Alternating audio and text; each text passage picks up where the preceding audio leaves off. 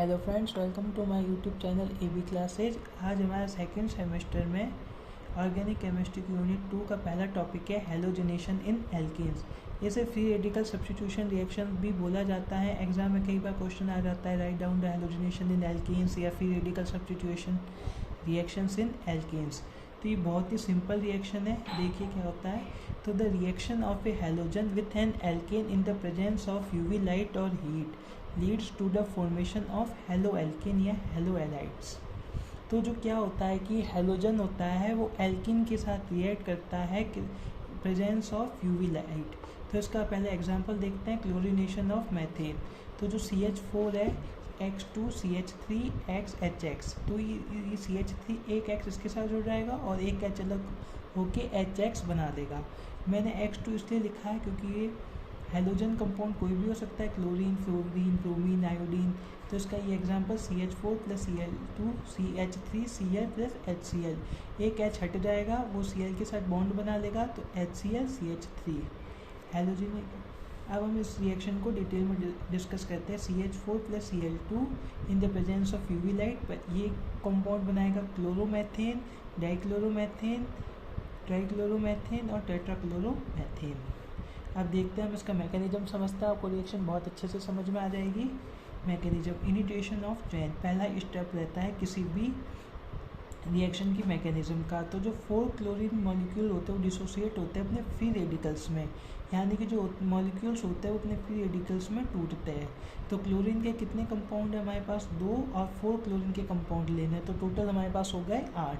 तो 4 Cl free radical + 4 Cl free radical, यहाँ हम इसे 8 Cl फ्री रेडिकल भी कह सकते हैं। दूसरा स्टेप आता है चेन प्रोपेगेशन या चेन इलोंगेशन स्टेप। तो इस स्टेप में देखिए CH3H यानी CH4 हो गया, हम इसको इस तरह से लिख सकते हैं, हमारा Cl का एक कंपाउंड। तो CH3 Cl + एक हाइड्रोजन हमारा फ्री रेडिकल के रूप में निकल गया। अब स्टेप 2 में एक ये वाला कंपाउंड है हमारा CH3 + Cl फ्री रेडिकल, तो ये हमारा हो जाएगा CH2 Cl2 + hydrogen free radical. Step 3 में ठीक इसी प्रकार CH2 Cl2 हाइड्रोजन हमारा free radical, CH Cl3 + H free radical. Okay, तो इसके बाद में Cl3 + Cl एक हमारा हाइड्रोजन फ्री रेडिकल में निकल जाएगा। एक H को हम इस प्रकार यहाँ अलग से लिखा है, कंफ्यूज नहीं होना है। यही स्टेप है CH2 Cl2, तो CH Cl2 और एक हाइड्रोजन, आपको इजीली समझ आ जाए इसीलिए इस तरह से लिखा है। नेक्स्ट हमारा आ जाता है चेन टर्मिनेशन स्टेप। तो जो हमारे 4 Cl के फ्री रेडिकल बच गए और एक हमारा हाइड्रोजन बच गया, वो बॉन्ड बना के हमारा HCl फॉर्म कर लेगा। इसी प्रकार दूसरी रिएक्शन आ जाती है, वो हमारे क्लोरीन के साथ थी, फ्री रेडिकल रिएक्शन हमारी दूसरी आ जाएगी ब्रोमीन के साथ, तो ब्रोमिनेशन।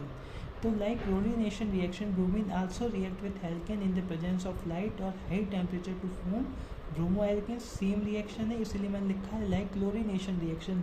तो जहाँ हमने क्लोरीन को बाइंड करवाया था, हमें इस रिएक्शन में केवल उस ब्रोमीन को बाइंड करवाना है, तो RH + Br।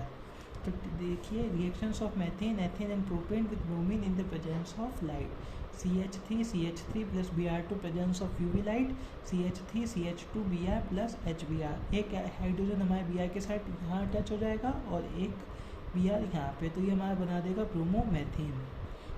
इसी तरह से CH3 CH2 CH3 presence of UV light, CH3 CH2 CH2 Br 1 bromo propane. इसी प्रकार से हमारा तीसरा स्टेप। अगला टॉपिक हमारा आता है, इसके साथ ही दे रखा है हमारा यूजेस ऑफ पैराफिन्स। तो पैराफिन जो होता है एक लिक्विड कंपाउंड होता है जो मोस्ट कॉमनली डीजल के रूप में फैक्ट्रीज में, इंडस्ट्री में इस तरह से यूज़ होता है। तो पहला यूज़ है paraffin is widely use as a fuel और fuel component for diesel and tractor engines. In past centuries before electricity was invented, paraffin used in lamps and lanterns। तो जब जो है इलेक्ट्रिसिटी नहीं थी तो पैराफिन का यूज़ जो है लालटेन में और लैम्प्स में भी होता था।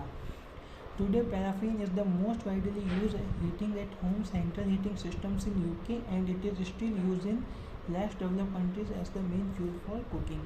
तो जो है पैराफिन का यूज़ जो है हमारे खाना बनाने के लिए, जो हमारे स्टोव्स वगैरह होते हैं उसके अंदर डाल के किया जाता है, हीटिंग करने के लिए इस तरह से सेंट्रल हीटिंग सिस्टम, जो आपने देखा होगा कि कई बार टीवी में दिखाते हैं यूके के अंदर जो चिमनीस लगी होती है और वो उसके अंदर पैराफिन डाल के जो है उस लकड़ी को जलाया जाता है। तो liquid paraffin can be use as a lubricant for machinery. जो हमारी मशीनरी सिस्टम होता है उसमें पैराफिन एज ए लुब्रिकेंट भी काम आता है। Liquid paraffin also has medicinal property. It is commonly use to treat dry skin and constipation. Paraffin जो है हमारा कॉन्स्टिपेशन और बोथ ड्राई स्किन दोनों को ट्रीट करने के लिए काम आता है। तो आज की वीडियो में इतना ही। पसंद आया तो लाइक करें, कमेंट करें, शेयर करें।